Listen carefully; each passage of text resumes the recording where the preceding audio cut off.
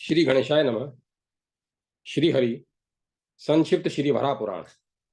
गणेश जी की उत्पत्ति का प्रसंग और चतुर्थी तिथि का महात्म्य। राजा प्रजापाल ने पूछा, महामुने, गणपति का जन्म कैसे हुआ? उन्होंने सगुण रूप कैसे धारण किया? यह संशय मेरे हृदय के लिए कष्टप्रद बन गया है। अतः आप इसे दूर करने की कृपा कीजिए। महातपा बोले, पूर्व समय की बात है। संपूर्ण देवता और तप को ही धन मानने वाले ऋषिगण कार्य आरंभ करते थे और उसमें उन्हें निश्चय ही सिद्धि प्राप्त हो जाती थी। फिर ऐसी स्थिति आ गई कि अच्छे मार्ग पर चलने वाले लोग विघ्न का सामना करते हुए किसी प्रकार कार्य में सफलता पाने लगे, पर निकृष्ट कार्यशील व्यक्ति ही की कार्य सिद्धि में कोई विघ्न नहीं आता। तब पितरों सहित संपूर्ण देवताओं के मन में यह चिंता उत्पन्न हुई कि विघ्न तो असत कार्यों में होना चाहिए। अतः इस विषय पर वे परस्पर विचार करने लगे। इस प्रकार मंत्रणा करते करते उन देवताओं के मन में भगवान शंकर के पास चलकर इस गुत्थी को सुलझाने की इच्छा हुई।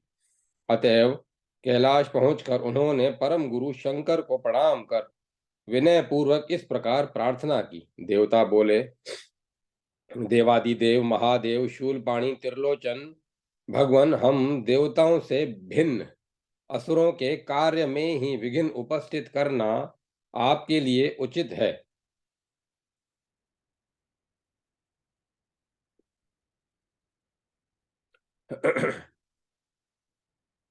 देवादिदेव महादेव शूलपाणी त्रिलोचन भगवान, हम देवताओं से भिन्न असुरों के कार्य में ही विघ्न उपस्थित करना आपके लिए उचित है, हमारे कार्य में नहीं। देवताओं के इस प्रकार कहने पर भगवान शंकर अत्यंत प्रसन्न हुए और वे निर्निमेष दृष्टि से भगवती उमा को देखने लगे। देवता भी वहीं थे। पार्वती की ओर देखते हुए वे मन ही मन सोचने लगे, अरे इस आकाश का कोई स्वरूप क्यों नहीं देखता? अरे इस आकाश का कोई स्वरूप क्यों नहीं दिखता? पृथ्वी जल तेज और वायु की मूर्ति तो चक्षु गोचर होती है, किंतु आकाश की मूर्ति क्यों नहीं दिखती? ऐसा सोचकर ज्ञान शक्ति के भंडार परम पुरुष भगवान रुद्र हंस पड़े।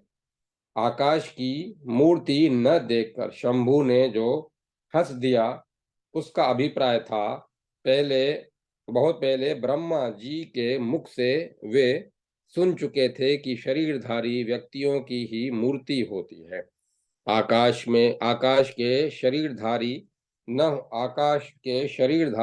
होने के कारण उसकी मूर्ति असंभव है। फिर तो उन पर ब्रह्म रुद्र के द्वारा पृथ्वी जल तेज और वायु, इन चारों के सहयोग से यह एक अद्भुत कार्य संभव हो गया।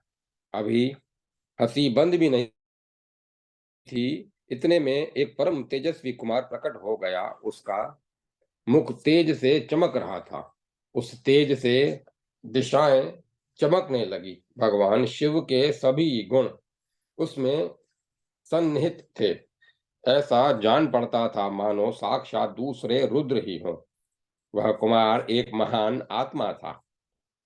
वह प्रकट होकर अपनी सस्मित दृष्टि, अद्भुत कांति, दीप्त मूर्ति तथा रूप के कारण देवताओं के मन को मोहित कर रहा था। उसका रूप बड़ा ही आकर्षक था। भगवती उमा उसे निर्निमेष दृष्टि से देखने लगी। यह अद्भुत देखकर तथा स्त्री का स्वभाव चंचल होता है, संभवतः उमा की आंखें भी इस अनुपम सुंदर बालक पर मुग्ध हो गई हैं। यह मानकर भगवान रुद्र के मन में क्रोध का आविर्भाव हो गया। अतः उन परम प्रभु ने गणेश जी को शाप दे दिया, कुमार तुम्हारा मुख हाथी के मुख जैसा और पेट लंबा होगा।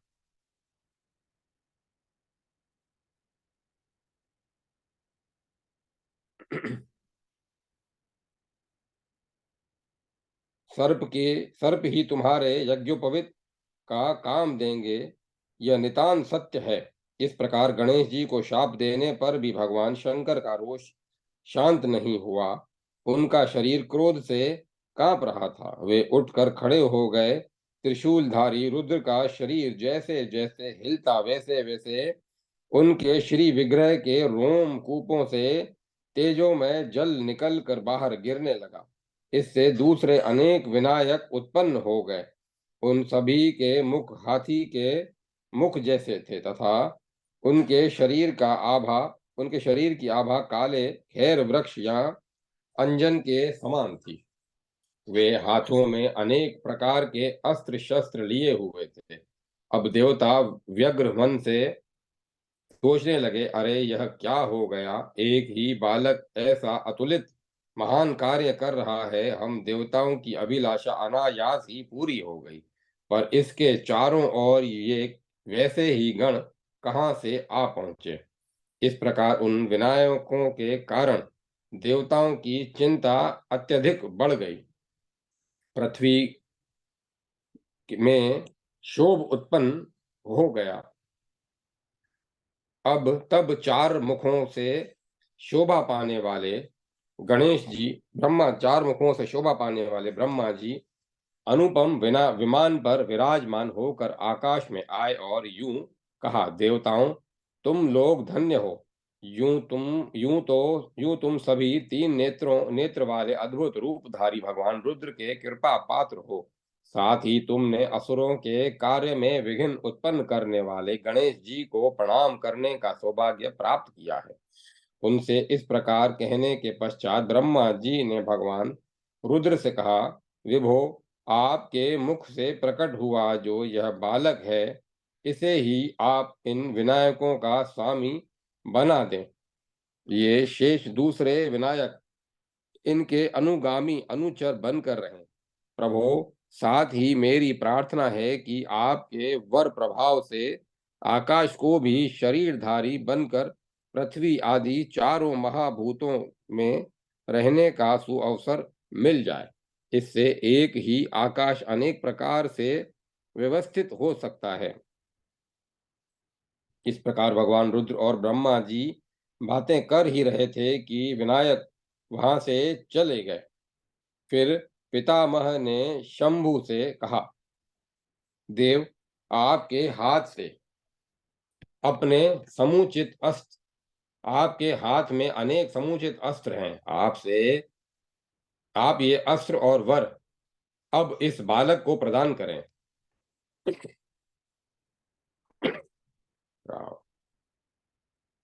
यह मेरी प्रार्थना है। ऐसा कहकर ब्रह्मा जी वहां से चले गए। तब भगवान शंकर ने अपने सुपुत्र गणेश जी से कहा, पुत्र, विनायक, विघ्नहर, गजास्य और भवपुत्र, इन नामों से तुम प्रसिद्ध होगे। क्रूर दृष्टि वाले ये विनायक बड़े उग्र स्वभाव के हैं, पर ये सब तुम्हारी सेवा करेंगे। प्रकृष्ट, यज्ञ, दान आदि शुभ कर्म के प्रभाव से शक्तिशाली बनकर ये कार्यों में सिद्धि प्रदान करेंगे। देवताओं, यज्ञों तथा अन्य कार्यों में भी सबसे श्रेष्ठ स्थान तुम्हें प्राप्त होगा। सर्वप्रथम पूजा पाने का अधिकार तुम्हारा है। यदि ऐसा न हुआ तो तुम्हारे द्वारा इस कार्य की सफलता बाधित होगी। महाराज, अब ये बातें समाप्त हो गई तो जब ये बातें समाप्त हो गई तो भगवान शंकर ने देवताओं के साथ जलपूर्ण स्वर्ण कलशों के विभिन्न तीर्थों के जल से उन गणेश जी का अभिषेक किया। राजन, इस प्रकार जल से अभिषिक्त होकर विनायकों के स्वामी भगवान गणेश की अद्भुत शोभा होने लगी। उन्हें अभिषिक्त देखकर सभी देवता भगवान शंकर के सामने ही उनकी इस प्रकार स्तुति करने लगे।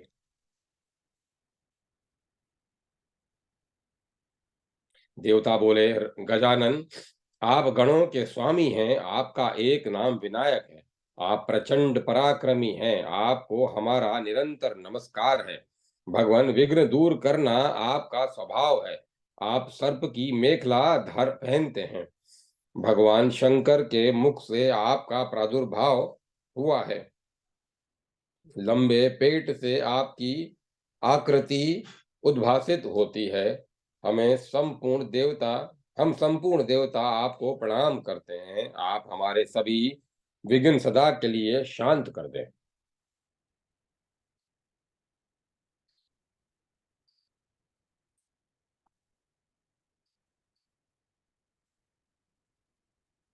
राजन, जब इस प्रकार भगवान रुद्र ने महान पुरुष श्री गणेश जी का अभिषेक कर दिया और देवताओं द्वारा उनकी स्तुति संपन्न हो गई, तब वे भगवती पार्वती के पुत्र के रूप में शोभा पाने लगे।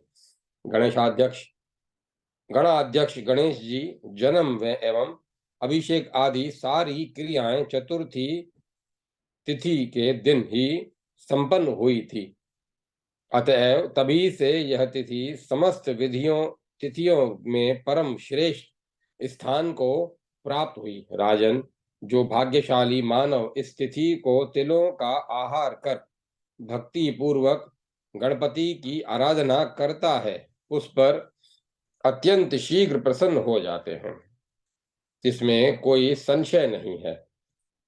महाराज, जो व्यक्ति इस स्तोत्र का पठन अथवा श्रवण करता है, उसके पास विघ्न कभी नहीं फटकते और न उसके पास लेश मात्र पाप ही शेष रह जाता है। अध्याय 23 समाप्त। ओम गणेशाय नमः। ओम नमः शिवाय। सर्पों की उत्पत्ति का प्रसंग और पंचमी तिथि की महिमा। पृथ्वी ने पूछा, मेरा उद्धार करने वाले भगवान, आपके श्री विग्रह का स्पर्श पाकर महान विक्रमशाली सर्प कैसे मूर्तिमान बन गए तथा उन्हें आपने क्यों बनाया? भगवान वराह बोले, वसुंधरे, गणपति के जन्म का वृतांत सुनने के पश्चात राजा प्रजापाल ने यही प्रसंग बड़ी मीठी वाणी से उत्तम व्रती महातपा से पूछा था। राजा प्रजापाल ने पूछा, भगवान, कश्यप जी के वंश से संबंधित नाग तो बड़े ही दुष्ट प्रकृति के थे, फिर उन्हें विशाल शरीर धारण करने का अवसर कैसे मिल गया? यह प्रसंग आप मुझे बताने की कृपा कीजिए। मुनिवर महातपा जी कहते हैं, राजन, मरीचि ब्रह्मा जी के प्रथम मानस पुत्र थे। उनके पुत्र कश्यप जी हुए। मंद मुस्कान भार्या हुई कर्दरू। क्रुद्ध उनकी भार्या हुई। उससे कश्यप जी के अनंत वासु की महाबली, कंबल, करकोटक, पद्म, महापद्म, शंख, कुलिक और पापराजिल आदि नामों से विख्यात अनेक पुत्र हुए। राजेंद्र, ये प्रधान सर्प यह सारा संसार ही भर गया। ये प्रधान सर्प कश्यप जी के पुत्र हैं। बाद में इन सर्पों की संतानों से यह सारा संसार ही भर गया। वे बड़े कुटिल और नीच कर्म में रत थे। उनमें उनके मुंह में अत्यंत का विष भरा था। वे मनुष्यों को अपने दृष्टि मात्र से यहाँ काट कर भी भस्म कर सकते थे। राजन, उनका दंश शब्द की ही तरह तीव्रगामी था। उससे भी मनुष्यों की मृत्यु हो जाती। इस प्रकार प्रजा का प्रतिदिन दारुण संहार होने लगा। यूं अपना भीषण संहार देखकर प्रजा वर्ग एकत्र होकर सबको शरण देने में समर्थ परम प्रभु भगवान ब्रह्मा जी की शरण में गए। राजन, इसी उद्देश्य को सामने रखकर प्रजाओं ने कमल पर प्रकट होने वाले ब्रह्मा जी से कहा, भगवान, आप में असीम शक्ति है। इन तीखे दांतों वाले सर्पों से आप हमारी रक्षा करें। इनकी दृष्टि पड़ते ही मनुष्य तथा पशु समूह भस्म हो जाते हैं। यह प्रतिदिन की बात हो गई है। भगवान, इन सर्पों द्वारा आपकी सृष्टि का संहार हो रहा है। महामते, आप इसकी जानकारी प्राप्त कर ऐसा प्रयत्न करें कि यह दुखद परिस्थिति शीघ्र दूर हो जाए। ब्रह्मा जी बोले, प्रजापालों, तुम भय से घबरा गए हो। मैं तुम्हारी रक्षा अवश्य करूंगा, पर अब तुम सभी अपने अपने स्थान पर चलो। अव्यक्त मूर्ति ब्रह्मा जी के इस प्रकार कहने पर वे प्रजाएं वापस आ गईं। इस उस समय ब्रह्मा जी के मन में असीम क्रोध उत्पन्न हो गया। उन्होंने वसु की प्रभृति प्रमुख सर्पों को बुलाया और उन्हें शाप दे दिया। ब्रह्मा जी ने कहा, नागों, तुम मेरे नागों तुम मेरे द्वारा उत्पन्न किए हुए मनुष्यों की मृत्यु का कारण बन गए हो। अतः आगे स्वयंभू मनवंतर में तुम्हारा अपनी ही माता के शाप द्वारा घोर संहार होगा, इसमें कोई संदेह नहीं। जब ब्रह्मा जी ने इस प्रकार उन श्रेष्ठ सर्पों से कहा, तब सर्पों के शरीर में भय से कपकपी मच गई। वे उन प्रभु के पैरों पर गिर पड़े और यूं और ये वचन कहे। नाग बोले, और भगवान, आपने ही तो कुटिल जाति में हमारा जन्म दिया है। विष उगलना, दुष्टता करना, किसी वस्तु को देखकर उसे नष्ट कर देना, यह हमारा अमिट स्वभाव आपके द्वारा ही निर्मित है। अब आप ही इसे शांत करने की कृपा करें।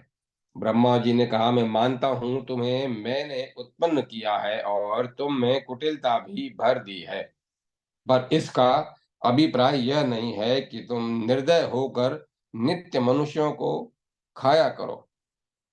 सर्पों ने कहा, भगवान, आप हमें अलग अलग रहने के लिए कोई सुनिश्चित स्थान की व्यवस्था कर दीजिए और हमारे द्वारा डसे जाने की स्थिति और नियम भी बता दें।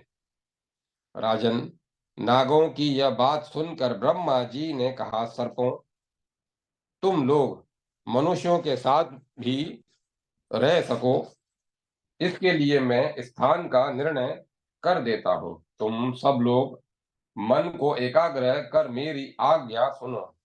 सुतल, वितल, पाताल, ये तीन लोक कहे गए हैं।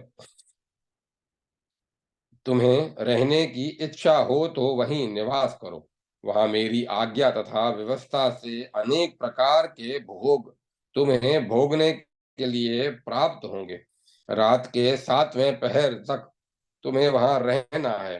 फिर विवस्वत मनवंतर के आरंभ में कश्यप जी के यहाँ तुम्हारा जन्म होगा। देवता लोग तुम्हारे बंधु बांधव होंगे।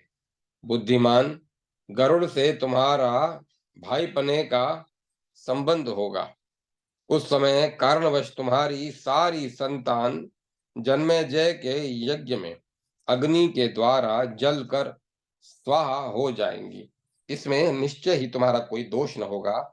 जो सर्प अत्यंत दुष्ट और उच्छल होंगे, उन्हीं की इस शाप से जीवन लीला समाप्त होगी। जो ऐसे न होंगे, वे जीवित रहेंगे। हाँ, अपकार करने पर या जिनका काल ही आ गया हो, उन मनुष्यों को समय अनुसार निगलने या काटने के लिए तुम स्वतंत्र हो। गरुड़ संबंधी मंत्र, औषध और बद बद गारुड़ मंडल द्वारा दांत कुंठित करने की कलाएं जिन्हें ज्ञात होंगी, उनसे निश्चय ही तुम्हें डर कर रहना चाहिए, अन्यथा तुम लोगों का विनाश निश्चित है।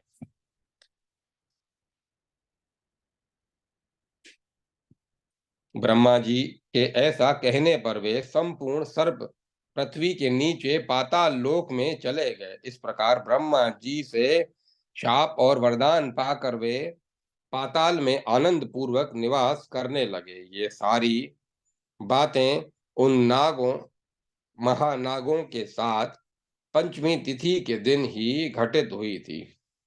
अतः यह तिथि धन्य, प्रिय, पवित्र और संपूर्ण पापों का संहारक सिद्ध हो गई। इस तिथि में जो खट्टे पदार्थों के भोजन का परित्याग करेगा और दूध से नागों को स्नान कराएगा, सर्प उसके मित्र बन जाएंगे। अध्याय 24 समाप्त। ओम नमः शिवाय। षष्ठी तिथि की महिमा के प्रसंग में स्वामी कार्तिकेय के जन्म की कथा। राजा प्रजापाल ने कहा, द्विजवर, मेरा एक प्रश्न यह भी है कि अहंकार से कार्तिकेय जी की उत्पत्ति हुई है।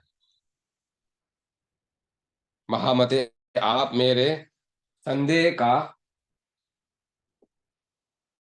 संदेह को दूर करने की कृपा करें। मुनिवर महातपा बोले, राजन, संपूर्ण तत्वों में जिन्हें प्रधान स्थान प्राप्त है, उन्हें परम पुरुष परमात्मा कहा जाता है। सबके सबके आरंभ में उन्हीं से अव्यक्त तत्व की उत्पत्ति हुई। ये तत्व तीन प्रकार के हैं। परम पुरुष और अव्यक्त के योग से महतत्व का प्रादुर्भाव हुआ। यही महतत्व को अहंकार भी कहते हैं। इनमें जो पुंस तत्व है वह भगवान विष्णु अथवा शिव नाम से प्रसिद्ध है। अव्यक्त प्रकृति भगवती उमा देवी यहाँ कमल नयना लक्ष्मी है। उन्हीं भगवान शंकर और उमा के संयोग से अहंकार की उत्पत्ति हुई। वे ही सेनापति कार्तिकेय हैं। महामते राजन, अब मैं उन कार्तिक जी की उत्पत्ति का प्रसंग कहता हूं, तुम उसे सुनो। सर्वप्रथम एकमात्र भगवान नारायण ही विराजमान थे। फिर उनसे ब्रह्मा जी की उत्पत्ति हुई। तत्पश्चात स्वयंभू मनु तथा मरीचि और सूर्य आदि प्रकट हुए। फिर इन देवताओं, दानवों, गंधर्वों, मनुष्यों, पशुओं और पक्षियों की सृष्टि हुई। यही संपूर्ण प्राणियों की सृष्टि कही गई है। सृष्टि का विस्तार हो जाने पर देवताओं और दानवों के एक दूसरे को परास्त करने की इच्छा से सदा युद्ध होने लगा, क्योंकि उन दोनों दलों में अपार बल था और उनमें सदा वैर की भावना बनी रहती थी। दैत्यों के सेना अध्यक्ष बड़े बलवान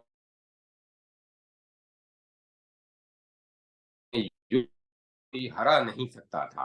उनके महासुर विप्रचित्ति, विचित्र, भीमाक्ष और क्रोंच,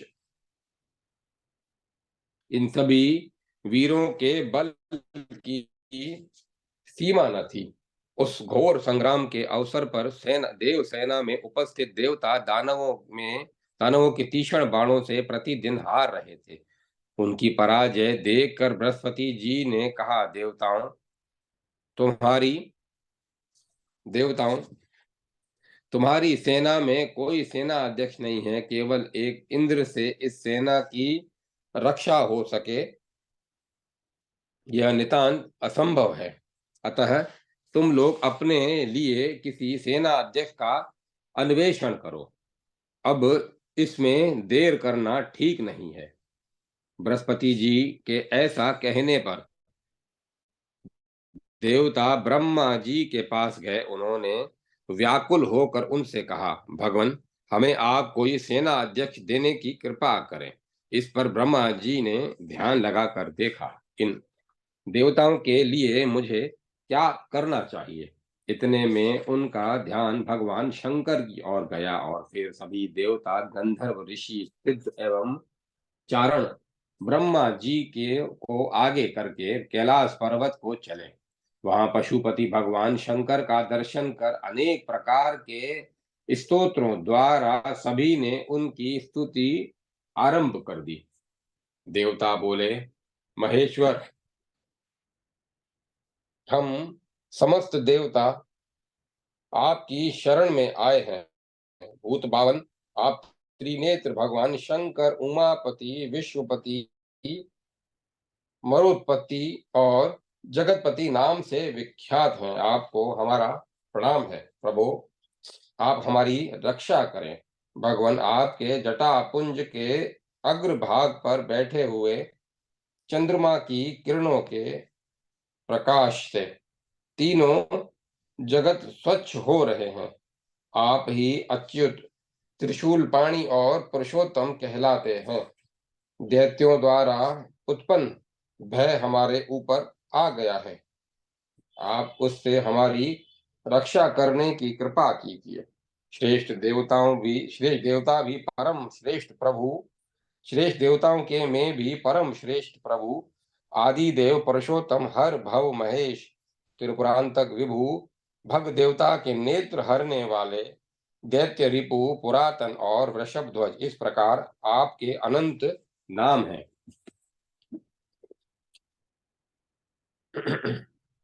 भगवान, हमारी रक्षा में आप ही सक्षम हैं।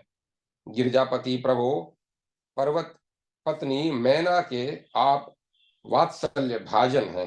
देवेश्वर अच्युत, गणेश, भूतेश, शिव, अक्षय, अयन और दैत्य वरांतक आपकी संज्ञाएं हैं।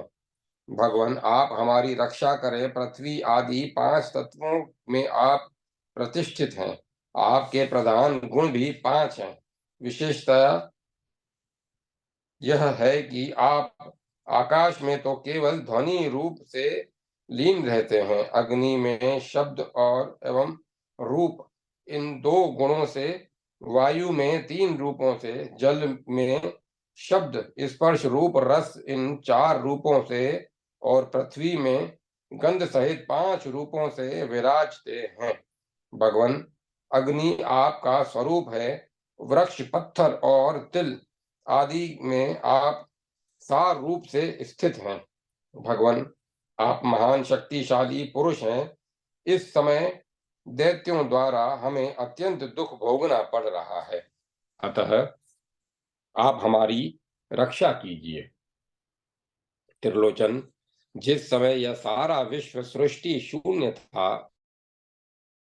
तथा ये सूर्य, चंद्रमा, इंद्र आदि भी नहीं थे, उस समय त्रिनेत्र सभी प्रमाणों से, समस्त बाधाओं से वर्जित केवल आपकी ही सत्ता विराजित थी।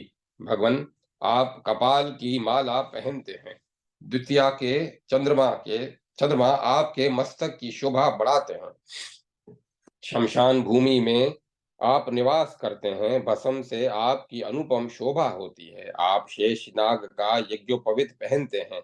देवेश्वर मृत्युंजय, आप अपनी तीव्र बुद्धि के सहारे हमारी रक्षा करें। भगवान,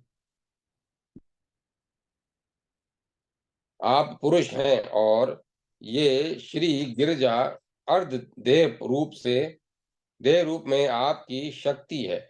आप में ही यह जगत स्थित है। आवानीय आदि अग्नियों ने आपके तीनों नेत्रों में स्थान पाया है। समस्त सागर तथा पर्वतों से निकलकर समुद्र तक जाने वाली नदियां आपकी जटाएं हैं। आप विशुद्ध ज्ञान घन हैं। जिनकी दृष्टि दूषित है वे ही आपको भौतिक भौतिक रूप में देखते हैं। जगत के उत्पत्ति करता भगवान नारायण तथा 4 मुखों से शोभा पाने वाले ब्रह्मा भी आप ही हैं। सत्व आदि तीनों गुणों, आह्वनीय, आस्वस्थ, आस, आवस्थ्य आदि तीनों अग्नियों तथा त्रेता आदि युगों के भेद से आप त्रिमूर्ति बन जाते हैं। प्रभु, ये प्रधान देवता आपकी सहायता चाहते हैं। ये आपके ये आपको अपना तोषक और रक्षक कहते हैं। क्योंकि रुद्र विश्व का भरण पोषण करना आपका स्वभाव है, अतः भस्म को भूषण रूप में धारण करने वाले प्रभु, आप हमारी रक्षा करें। मुनिवर महातपा कहते हैं, राजन, देवताओं के इस प्रकार स्तुति करने पर पशुपति भगवान शंकर स्थित होकर बोले, देवताओं, आपका क्या कार्य है, शीघ्र बतलाएं। देवगण बोले, देवेश, दानवों के वध के लिए आप हमें एक सेनापति प्रदान करने की कृपा कीजिए। ब्रह्मा जी की अध्यक्षता में रहने वाले हम सभी देवता का इस समय इसी में कल्याण है। भगवान रुद्र ने कहा, देवगण, आप लोग स्वस्थ एवं निश्चिंत हो जाएं। अभी थोड़ी देर में मैं आप लोगों को सेनापति देता हूँ। राजन, यूं कहकर भगवान रुद्र ने देवताओं को जाने की आज्ञा दे दी और पुत्र उत्पत्ति के निमित्त अपने विग्रह में रहने वाली शक्ति को प्रेरित किया। उनके द्वारा शक्ति के शुद्ध होते ही एक कुमार प्रकट हो गया। उसकी प्रभा ऐसी थी कि मानो तपाया हुआ स्वर्ण, तपाया हुआ सूर्य ही हो। वह अपनी जन्मजात शक्तियों को इस प्रकार प्रकाशित कर रहा था, मानो वह शक्ति ज्ञान में बनकर एकमात्र उसी के पास पूंजीभूत हो गई है। राजन, उस कुमार की उत्पत्ति से संबंधित अनेक प्रकार की कथाएं हैं। बहुत से मनवंतरों तथा कल्पों में देवताओं के सेनापति होने के विविध प्रसंग हैं। भगवान शंकर के शरीर में अहंकार रूप से जिन देवताओं की प्रसिद्धि थी, वे सभी देवता प्रयोजनवश देव सेनापति बनकर शोभा पाने लगे। उस कुमार के उत्पन्न हो जाने पर स्वयं ब्रह्मा जी देवताओं के साथ आए और उन देवादिदेव भगवान शंकर की पूजा की। समस्त देवताओं, ऋषियों, सिद्धों और भगवान शंकर ने उस सेनापति होने वाले बालक को पाल पोस कर बड़ा किया। तब उस बालक ने देवताओं से कहा, आप लोग मुझे 2 सहायक तथा कुछ खिलौने दें।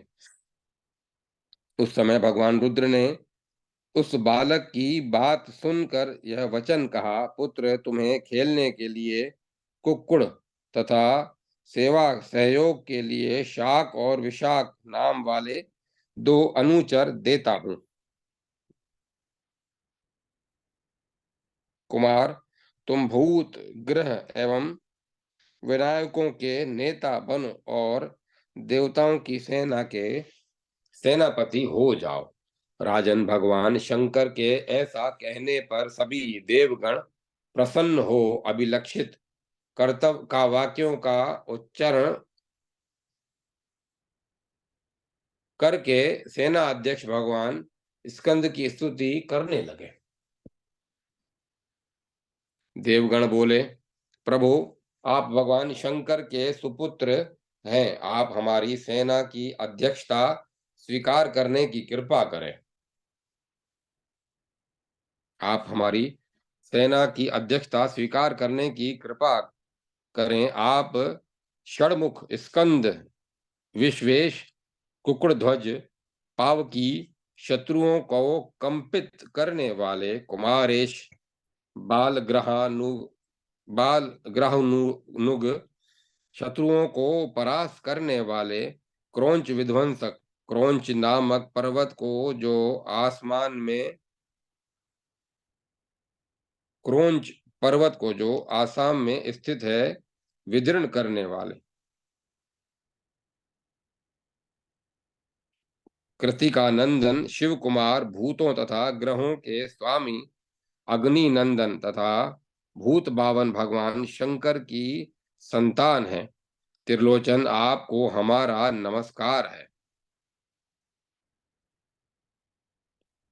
राजन, देवताओं के इस प्रकार प्रार्थना करने पर इंद्र कुमार भगवान स्कंद की आकृति तेजी से बढ़ने लगी। फिर तो वह वे 12 आदित्यों के समान तेजस्वी और पराक्रमी हो गए और उनके तेज से तीनों लोकों में ताप छा गया। राजा प्रजापाल ने पूछा, गुरु, आपने स्कंद को कृति का पुत्र कैसे कहा, अथवा वे कुमार पाविक और षणमात्र नंदन क्यों कहे जाते हैं? इसका कारण मुझे बताने की कृपा करें।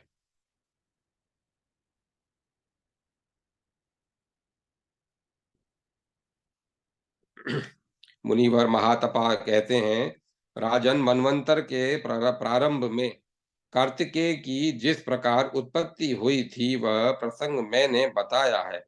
देवता लोग जो भूत और भविष्य की बातें भी जानते हैं, अतएव उनके द्वारा गुण ग्रोह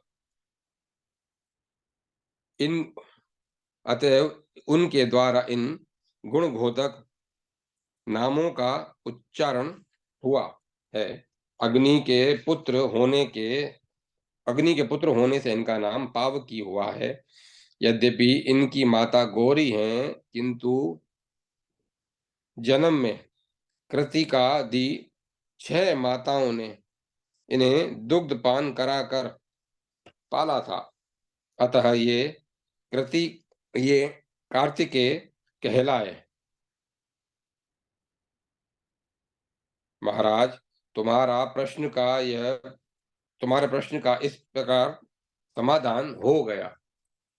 आत्मविद्या रूपी अमृत का यह विषय अत्यंत गूढ़ है। भगवान शंकर के अहंकार का यह मूर्त रूप है। संपूर्ण पापों के प्रशमन करने वाले स्वयं भगवान शंकर ही स्कंद रूप से प्रकट हुए थे। पितामह ब्रह्मा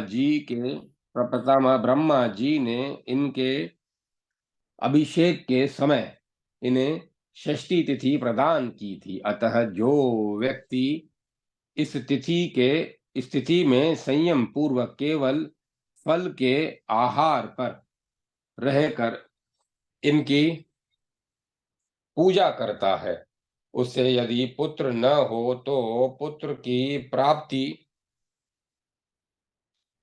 अथवा निर्धन हो तो धन की प्राप्ति हो जाती है। इतना ही नहीं, मनुष्य मन से भी भिन्न जिन जिन वस्तुओं की इच्छा करेगा वह उसे सुलभ हो जाएगी। जो पुरुष स्वामी कार्तिकेय जी के उपर्युक्त गुण नाम पूर्ण स्तोत्र का पाठ करता है, उसके घर में बच्चों का सदा कल्याण होता है और वे निरोग रहते हैं। अध्याय 25 संपूर्ण। सप्तमी तिथि की महिमा के प्रसंग में आदित्यों की उत्पत्ति की कथा। ओम शिवाय। राजा प्रजापाल ने पूछा, ब्राह्मण श्रेष्ठ, दिव्य ज्योति पुंज का शरीर धारण बड़े आश्चर्य की बात है। कृपया मुझ शरणागत की इस शंका का आप निराकरण करें। मुनिवर महातपा जी कहने लगे, राजन, विज्ञानात्मा सनातन ज्ञान शक्ति को जब किसी दूसरी शक्ति की अपेक्षा हुई तो उसके शरीर से एक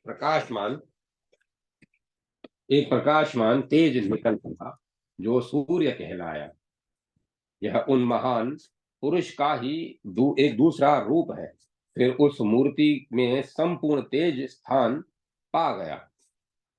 तब उससे तीनों लोकों में प्रकाश फैल गया। उस तेज में अखिल महर्षियों सहित संपूर्ण देवता और सिद्ध अधिष्ठित हैं। इसीलिए उन प्रभु को स्वयंभू कहा जाता है। उन्हीं से सूर्य का प्राकट्य हुआ, वे ही स्वयं सूर्य रूप से लक्षित हैं। इस विग्रह में तुरंत तेजों का समावेश हो गया, अतः वे परम तेजस्वी शरीर वाले बन गए। वेदवादी मुनिगण इसी तेज को सूर्य आदि नामों से अवृत कहते हैं। जब वे आकाश में ऊपर उठकर सभी लोगों को प्रकाशित करने लगे, तब उनका अनुगुण नाम भास्कर पड़ गया। इसी प्रकार चारों ओर प्रकाश फैलाने के कारण इनकी प्रभाकर नाम से भी प्रसिद्धि हुई। देवता और दिवा और दिवस, ये दोनों शब्द एक ही अर्थ के बोधक हैं। इनके द्वारा दिवस का निर्माण हुआ, अतः ये दिवाकर कहलाए। संपूर्ण संसार के आदि में ये विराजते थे, अतः इन्हें आदित्य कहते हैं। फिर इन्हें भगवान सूर्य के तेज से भिन्न भिन्न 12 आदित्य उत्पन्न हुए। इन्हीं भगवान सूर्य के तेज से भिन्न भिन्न 12 आदित्य उत्पन्न हुए। वैसे प्रधानतः एक ही रूप में ये जगत में घूमते रहते हैं। अब जब इनके शरीर में स्थान पाए हुए देवताओं ने देखा कि ये ही परब्रह्म परमेश्वर जगत में व्याप्त होकर तेज फैला रहे हैं, तब वे श्री विग्रह से बाहर निकल आए और भगवान की इस प्रकार स्तुति करने लगे। देवता बोले, भगवान, आपसे जगत की सृष्टि होती है, आपके द्वारा ही इस विश्व का पालन और संहार होता है। आप आकाश के में ऊंचे जाकर निरंतर विश्व में चक्कर लगाते हैं। ऐसे प्रभु की हम सदा उपासना करते हैं। जगत की रचना हो जाने पर प्रतापी सूर्य का रूप धारण कर आप सर्वत्र तेज भर देते हैं। जिसे 7 घोड़े खींचते हैं, जिसकी काल रूपी धुर्री है और जो बड़े वेग से चलता है, ऐसा रथ आपकी सवारी है। प्रभु, आप प्रभाकर और रवि कहलाते हैं। चर और अचर संपूर्ण संसार की आत्मा आप ही हैं। सिद्ध पुरुष कहते हैं कि ब्रह्मा, वरुण, यम, भूत और भविष्य सब कुछ आप ही हैं। भगवान, वेद आपकी मूर्ति है। अंधकार दूर करना आपका स्वभाव है। आप वेदांत आदि शास्त्रों की सहायता से ही जाने जाते हैं। यज्ञों में विष्णु के रूप में आपके ही निमित्त हवन होता है। हम सभी देवता आपकी शरण में आए हैं। आप प्रसन्न होकर सदा हमारी रक्षा करें। देवेश्वर, अब हम लोगों के द्वारा भक्ति पूर्वक की हुई आपकी स्तुति संपन्न हो गई। प्रभु, विशेष आग्रह है कि आप हमारी रक्षा का प्रबंध करें।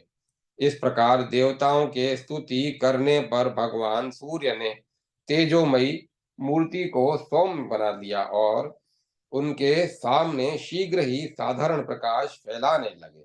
इस अवसर पर देवताओं ने कहा, भगवान, इस संपूर्ण देवगण में बेचैनी उत्पन्न हो गई है।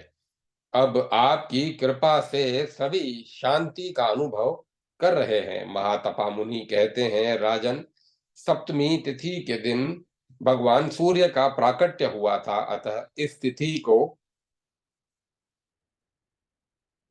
उपवास करके जो पुरुष भक्ति पूर्वक सूर्य की पूजा करता है, भास्कर रूपधारी प्रभु उसकी इच्छा के अनुसार फल प्रदान कर देते हैं। राजन, सूर्य से संबंधित यह कथा बहुत पुरानी है, जिसे तुम सुन चुके।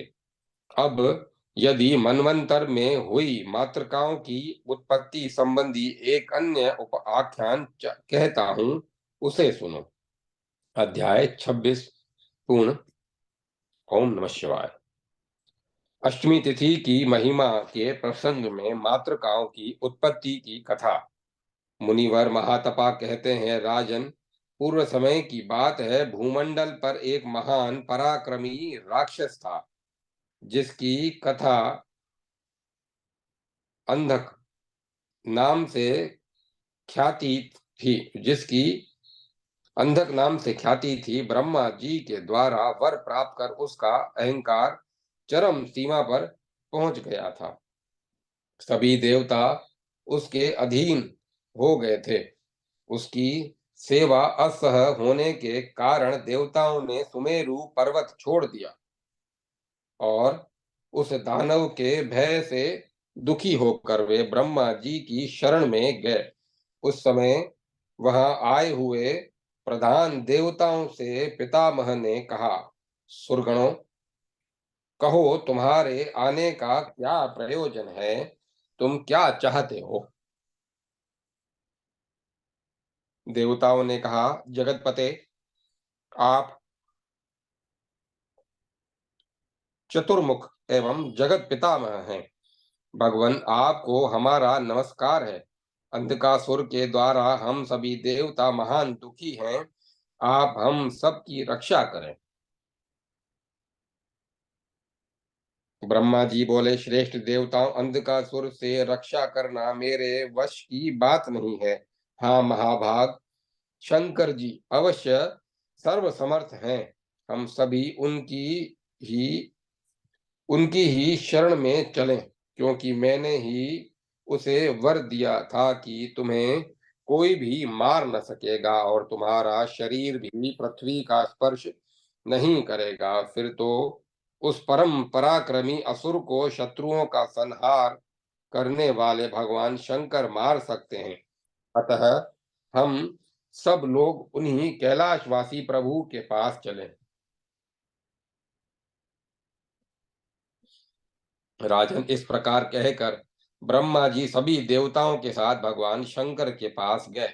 उन्हें देखकर भगवान शंकर ने प्रत्युत्थानादि द्वारा स्वागत कर दी। उनसे कहा, आप सभी देवता किस कारण से यहाँ पधारे हैं? आप शीघ्र आज्ञा दें, जिससे हम आप लोगों का कार्य तुरंत संपन्न कर।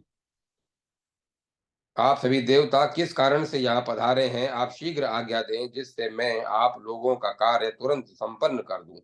इस पर देवताओं ने कहा, भगवान, दुष्ट चित्त महाबली अंधकासुर से आप हमारी रक्षा करें।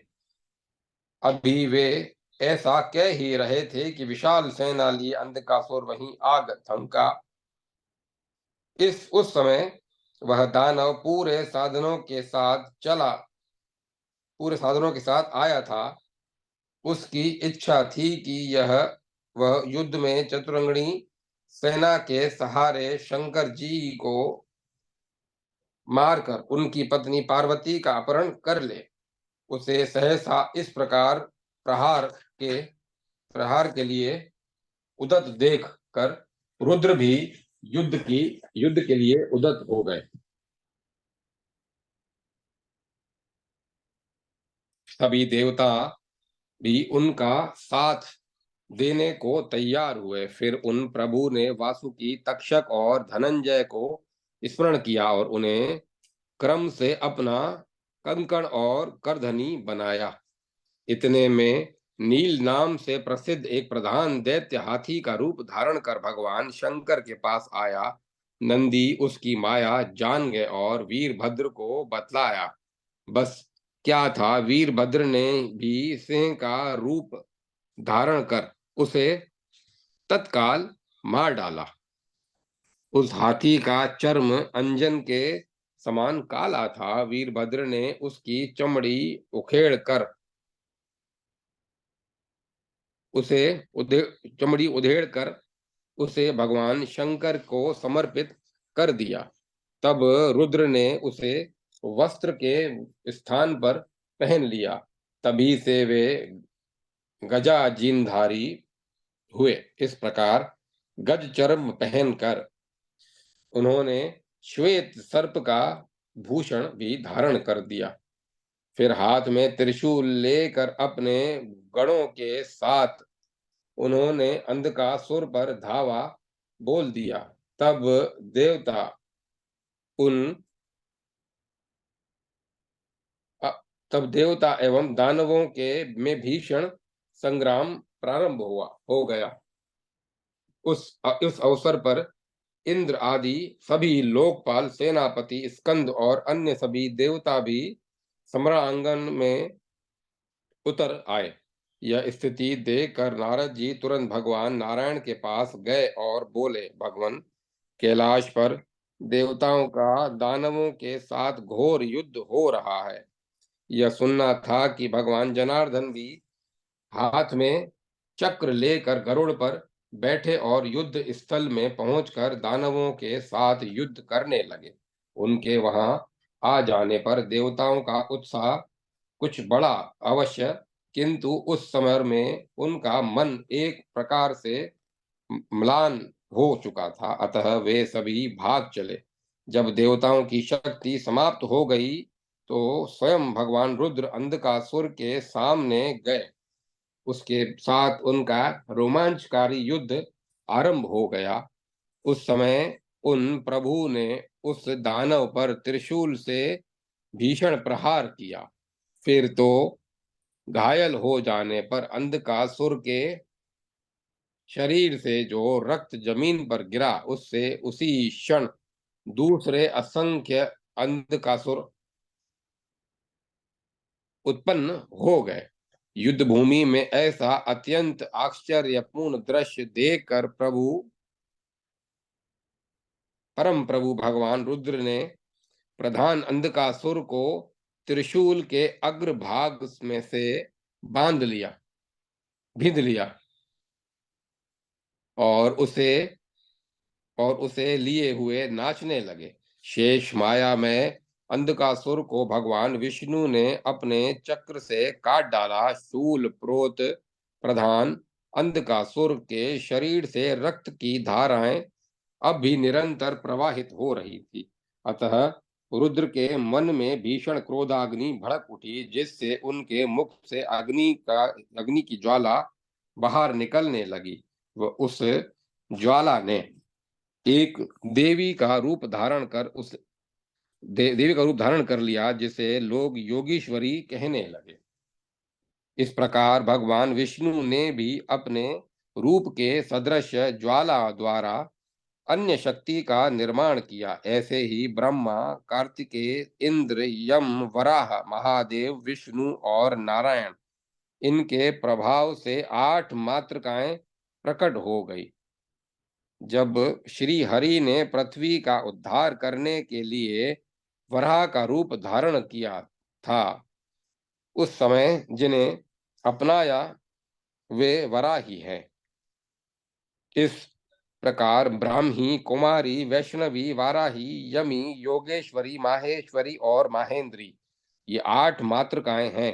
क्षेत्रज्ञ श्री हरि ने जिनका जिस कारण से निर्माण किया हुआ था, उस पर विचार करके उनका वही नाम रख दिया। ऐसे ही काम, क्रोध, लोभ, मद, मोह, मात्सर्य, पेशून्य और असूया, इनकी 8 शक्तियां मात्र का नाम से प्रसिद्ध हुई।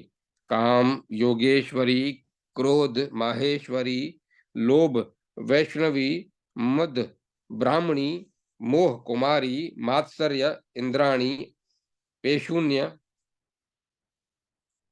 यमदंडधरा और असूया वाराही नाम से प्रसिद्ध वराही नाम से कही गई है। ऐसा जानना चाहिए। ये कामादि गण भी भगवान नारायण के शरीर कहे जाते हैं। इन प्रभु ने जैसी मूर्ति धारण की, उनका वैसा नाम तुम्हें बता दिया। तदंतर इन मात्र देवियों के प्रयास से अंधकासुर की रक्त धारा का प्रवाह सूख गया।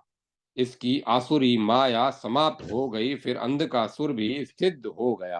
राजन, मैंने तुमसे यह आत्मविद्यामृत तत्व का वर्णन किया। मातृकाओं की उत्पत्ति का यह कल्याणकारी प्रसंग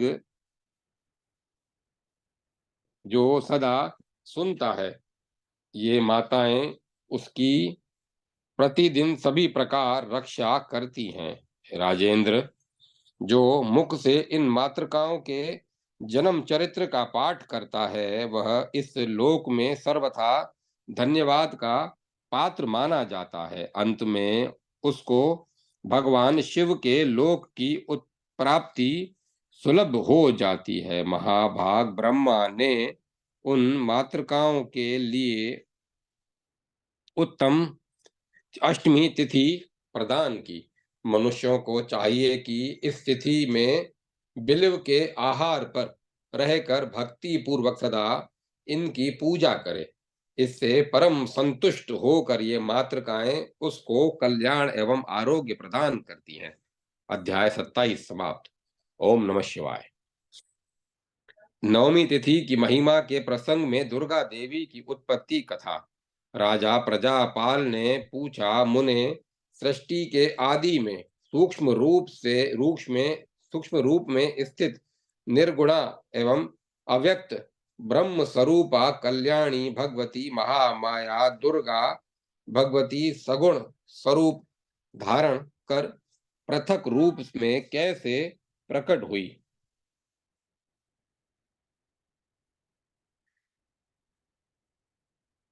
महातपा जी कहते हैं, राजन, प्राचीन समय की बात है। वरुण के वंश से उत्पन्न सिंधु द्वीप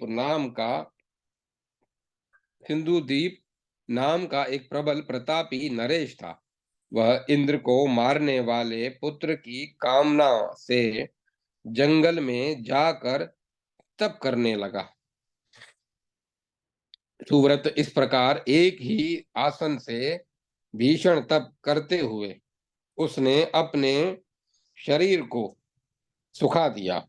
राजा प्रजापाल ने कहा, द्विजवर, आपको उसका इंद्र से इंद्र से कौन सा अपकार किया था उसका इंद्र ने कौन सा अपकार किया था जिससे वह उनके मारने वाले पुत्र की इच्छा से तप में लग गया।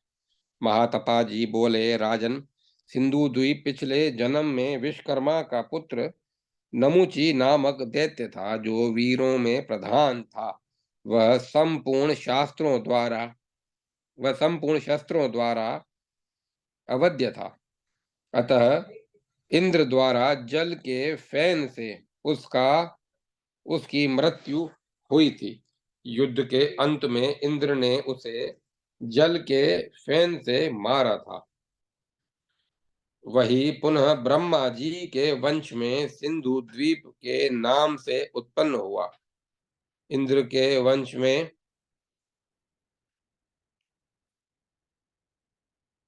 इंद्र के उसी वैर को स्मरण कर वह अत्यंत कठिन तपस्या करने के लिए बैठ गया था।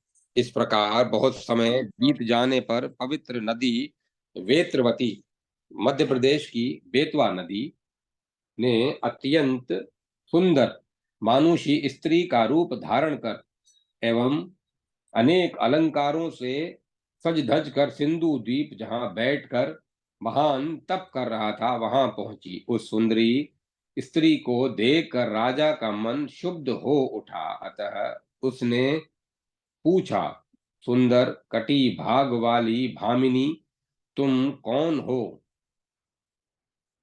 अब सब सच्ची बात बताने की कृपा करो।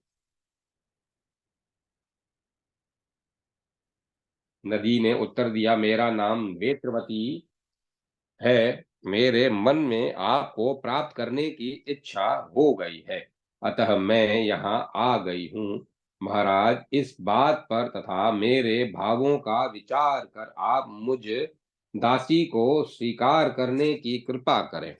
राजन, वेत्रवती के इस प्रकार कहने पर राजा सिंधु द्वीप ने भी उसे स्वीकार कर लिया। समय पाकर शीघ्र ही उससे पुत्र की उत्पत्ति हुई। उस बालक के 12 सूर्यों जैसा नेत्र था। उस बालक में 12 सूर्य जैसा नेत्र था। वेत्र वेत्रवती के उदर से जन्म होने के कारण वह वेत्रासुर के नाम से प्रसिद्ध हुआ। उसमें पर्याप्त बल था, उसके तेज की सीमा न थी। धीरे धीरे वह प्राज्ञ ज्योतिषपुर काम रूप आसाम का नरेश बन गया और युवा होने पर तो उसके बल विक्रम बहुत बढ़ गए। उसने अब महायोग शक्ति द्वारा 7 द्वीपों वाली इस संपूर्ण पृथ्वी को जीत लिया। बाद में बालकेयों को बाद में कालकेयों को जीतने के लिए उसने मेरु पर्वत पर चढ़ाई की। जब वह असुर इंद्र के पास गया तो वे भय से वहां से भाग चले। अग्नि ने तो उसे देखते ही अपना स्थान छोड़ दिया। ऐसे ही यम, नेत्रिति और वरुण, ये सब के सब उसके आने पर अपने स्थान से हटते गए। अंत में इंद्र प्रभृति को साथ लेकर वरुण देवता वायु देवता के सन्निकट गए और पवन देव भी इंद्र आदि समस्त देवताओं के सहित धनाध्यक्ष कुबेर के पास पहुंचे। शंकर जी कुबेर के मित्र हैं, अतः धनाध्यक्ष कुबेर देवताओं को साथ लेकर शंकर जी के पास पधारे। राजन, इतने में बलाभिमानी वेत्रासुर भी गदा लिए हुए कैलाश पर जा पहुंचा। इधर भगवान शिव उसे अवध्य समझकर देवताओं के साथ ब्रह्मलोक पहुंचे थे। वहां पुण्य कर्म करने वाले बहुत से देवता और सिद्धों का समाज उनकी स्तुति कर रहा था। उस समय जगत की रचना करने में कुशल ब्रह्मा जी भगवान विष्णु के चरण से प्रकट हुई गंगा के पावन जल में प्रविष्ट होकर क्षेत्रज्ञ परमात्मा की माया गायत्री का नियम पूर्वक जप कर रहे थे। अब देवता बड़े जोर से चिल्लाकर कहने लगे, प्रजाओं की रक्षा करने वाले भगवान, हमें बचाइए। वेत्रासुर से हम समस्त देवता और ऋषि अत्यंत भयभीत हो गए हैं। आप हमारी रक्षा करें, रक्षा करें। देवताओं के इस प्रकार पुकार मचाने पर ब्रह्मा जी की दृष्टि वहां आए हुए उन देवताओं की ओर गई। वे सोचने लगे, आओ, भगवान नारायण की माया बड़ी विचित्र है। वह इस विश्व का कोई भी स्थान उससे रिक्त नहीं है। असुरों और राक्षसों से भला मेरा क्या संबंध। वे इस प्रकार अभी चिंतन कर ही रहे थे कि तब तक वहां एक अयोनिज कन्या प्रकट हो गई। उसका शरीर श्वेत वस्त्रों से सुशोभित हो रहा था। उसके गले में माला तथा मस्तक पर किरीट उद्भासित हो रहा था। उसकी कांति अत्यंत उज्जवल थी और उसकी 8 भुजाएं थी, जिनमें क्रम से शंख, चक्र, गदा, पाश, शक्ति, तलवार, घंटा और धनुष, ये दिव्य आयुध सुशोभित हो रहे थे। वह देवी तुणीर आदि अन्य सभी युद्ध उपकरणों से भी सुसज्जित होकर जल से बाहर निकल पड़ी। वह महायोगीश्वरी पर ब्रह्म परमात्मा की शक्ति सिंह पर समासीन थी। अब सहसा वह अनेक रूप धारण कर सभी असुरों के साथ युद्ध करने लगी। उस देवी में अपार शक्ति थी। उसके पास बहुत से दिव्य अस्त्र थे। इस प्रकार देवताओं के वर्ष से यह युद्ध 1000 वर्षों तक चलता रहा और अंत में इस संग्राम में देवी द्वारा भयंकर वेत्रासुर मार डाला गया। अब देवताओं की सेना में कोई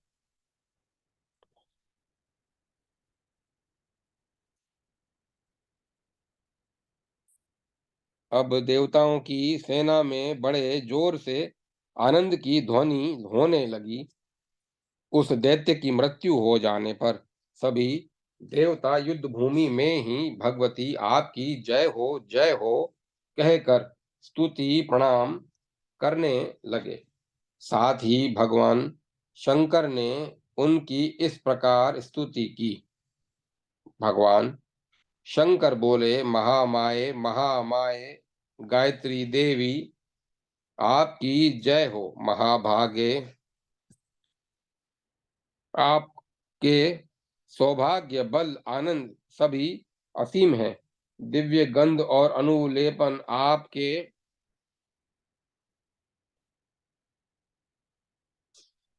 श्री अंगों की शोभा बढ़ाते हैं। परमानंदमयी देवी, दिव्य मालाएं एवं गंध आपके श्री विग्रह की छवि बढ़ाती है। महेश्वरी, आप के वेदों की माता हैं। आप ही वर्णों की मातृका हैं। आप तीनों लोकों में अव्यक्त हैं। तीन अग्नि तीन अग्निनयों में जो शक्ति है वह आपका ही तेज है। त्रिशूल धारण करने वाली देवी, आपको मेरा नमस्कार है। देवी, आप त्रिनेत्रा, भीम वक्त्रा और भयानका आदि अर्थानुरूप नामों से व्यवहृत होती हैं। आप ही गायत्री और सरस्वती हैं। आपके लिए हमारा नमस्कार है। अंबिके, आपकी आंखें कमल के समान हैं। आप महामाया हैं। आपसे अमृत की वृष्टि होती रहती है। सर्वज्ञ, आप संपूर्ण प्राणियों की अधिष्ठात्री हैं। स्वाहा और स्वधा आपकी ही प्रतिभूति हैं।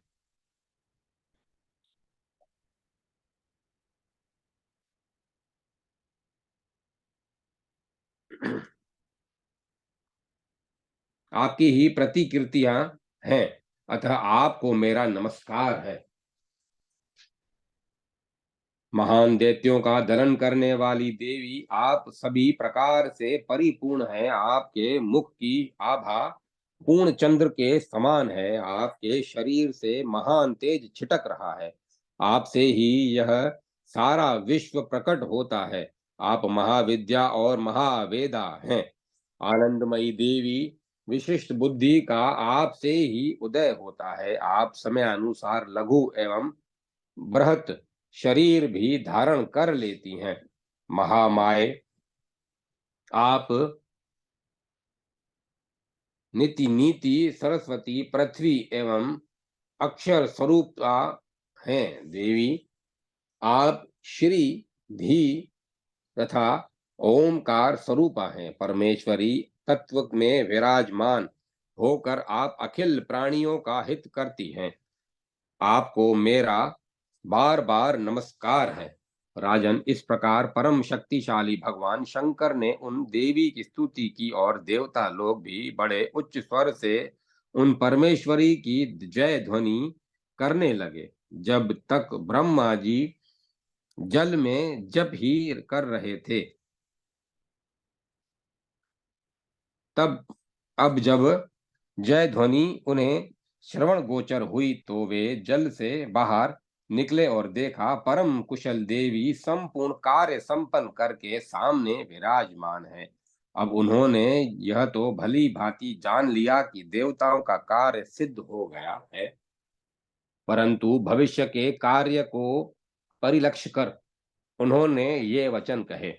ब्रह्मा जी बोले, देवताओं, अनुपम अंगों से शोभा पाने वाली ये देवी अब हिमालय पर्वत पर पधारे हुए आप लोग भी अब तुरंत वहां चलकर आनंद से रहें। नवमी तिथि के दिन इन देवी की सदा स्थिति स्थिर चित्त एवं ध्यान समाधि द्वारा आराधना करनी चाहिए। ऐसा करने से ये संपूर्ण प्राणियों को वर देंगी, इसमें लेश मात्र संदेह नहीं है।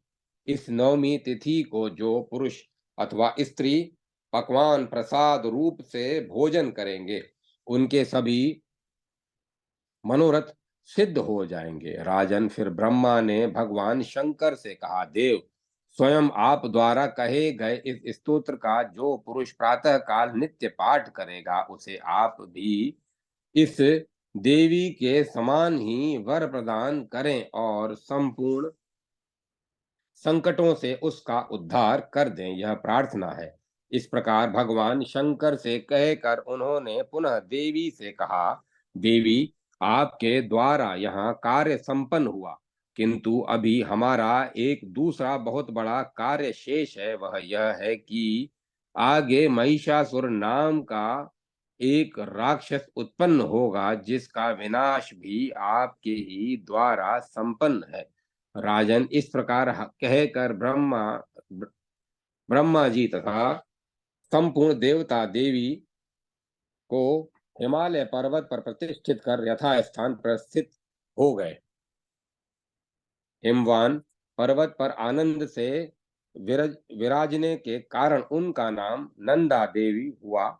जो व्यक्ति भगवती के इस प्रकट होने की कथा को स्वयं पढ़ेगा अथवा सुनेगा, वह संपूर्ण पापों से मुक्त होकर केवल्य मोक्ष का अधिकारी होगा। अध्याय 28 समाप्त। ओम नमः शिवाय। दशमी तिथि के महात्म्य के प्रसंग में दिशाओं की उत्पत्ति की कथा। मुनिवर महातपा कहते हैं, राजन, अब जिस प्रकार भगवान श्री हरि के कानों से दिशाएं उत्पन्न हुई, वह कथा मैं कहता हूं, तुम उसे ध्यान पूर्वक सुनो।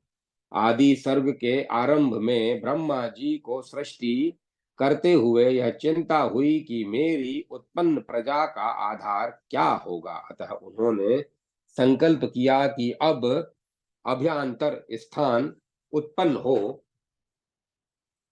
उनके इस प्रकार विचार करते ही उन परम प्रभु के कानों से 10 तेजस्वी कन्याओं का प्रादुर्भाव हुआ। राजन, उनमें वे पूर्वा, दक्षिणा, पश्चिमा, उत्तरा, उधरवा और अधरा, ये 6 कन्याएं तो मुख्य मानी गई। साथ ही उन कन्याओं के मध्यम में और 4 कन्याएं जो परम सुंदर रूप वाली, गंभीर भवों वाली तथा महातपा भाग्यशालिनी थी, उत्पन्न हुई। उस समय उन सभी कन्याओं ने बड़ी नम्रता के साथ शुद्ध स्वरूप ब्रह्मा जी से प्रार्थना की, देवेश्वर, आप प्रजा के पालक हैं, हमें स्थान देने की कृपा कीजिए। स्थान ऐसा चाहिए जहां हम सभी अपने पतियों के साथ सुख पूर्वक निवास कर सकें। अव्यक्त जन्मा प्रभो, हमें आप महान भाग्यशाली पति प्रदान करने की कृपा करें। ब्रह्मा जी बोले, कमनीय कटी भाग से शोभा पाने वाली दिशाओं,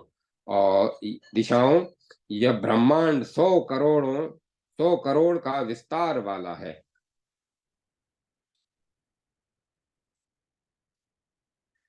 इसके अंतर्गत तुम संतुष्ट होकर यथेष्ट स्थानों पर निवास करो। मैं शीघ्र ही तुम्हारे अनुरूप सुंदर एवं नवयुवक पतियों का भी निर्माण करके देता हूं। तदंतर इच्छा अनुसार तुम सभी अपने अपने स्थान पर चली जाओ।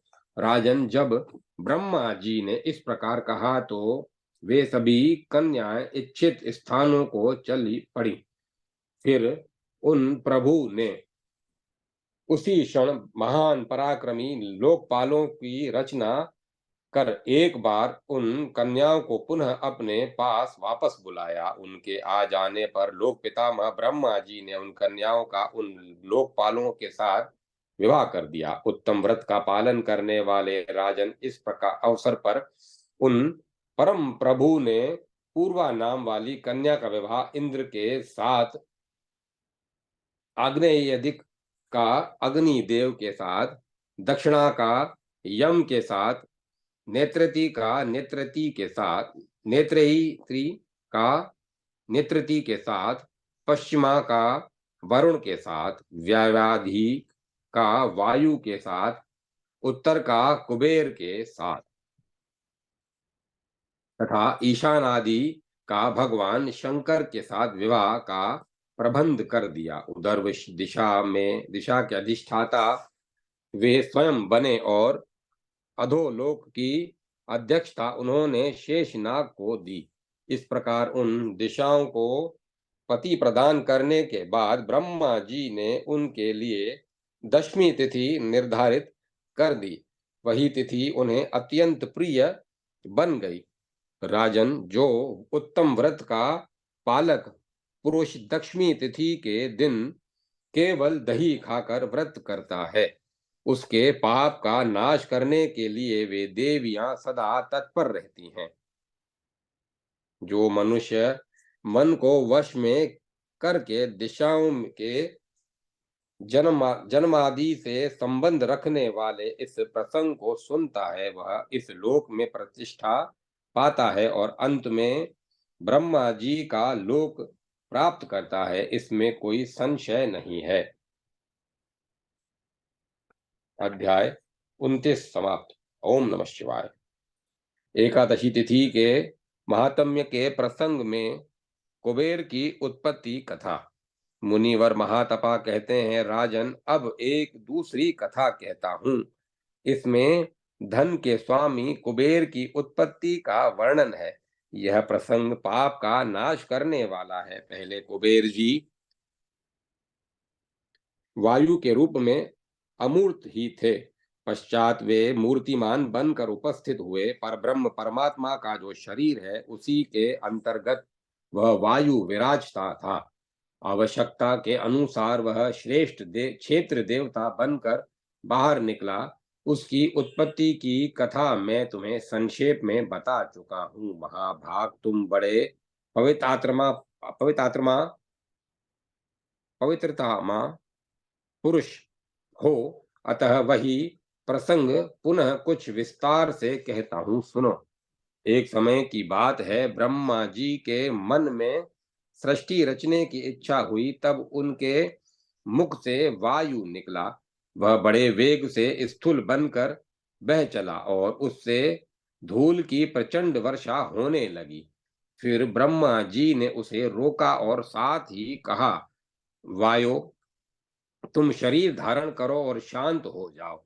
उसके उनके ऐसा कहने पर वायु मूर्तिमान बनकर कुबेर के रूप में उनके सामने उपस्थित हुए। तब ब्रह्मा जी ने कहा, संपूर्ण देवताओं के पास जो धन है वह केवल फल मात्र है। उन सब की रक्षा का भार तुम्हारे ऊपर है। इस रक्षा कार्य में इस रक्षा कार्य के कारण जगत में धनपति नाम से तुम्हारी प्रसिद्धि होगी। फिर अत्यंत संतुष्ट होकर ब्रह्मा जी ने उन्हें एकादशी का अधिष्ठाता बना दिया। राजन, इस उस तिथि के अवसर पर जो व्यक्ति बिना अग्नि के पकाए स्वयं पके हुए फल आदि के आहार पर रहकर नियम के साथ व्रत करता रहता है, उस पर कुबेर अत्यंत प्रसन्न होते हैं और वे उसकी सारी कामनाएं पूर्ण कर देते हैं। धनाध्यक्ष कुबेर के मूर्तिमान बनने की यह कथा संपूर्ण पापों का नाश करने वाली है। जो व्यक्ति भक्ति पूर्वक इसका श्रवण अथवा पठन करता है, उसके सारे मनोरथ पूर्ण हो जाते हैं। अंत में वह स्वर्ग लोक को प्राप्त करता है। अध्याय 30 समाप्त। ओम नमः शिवाय। ओम नमो नारायण। ओम तत्सत। अब कथा को विराम दिया जाता है।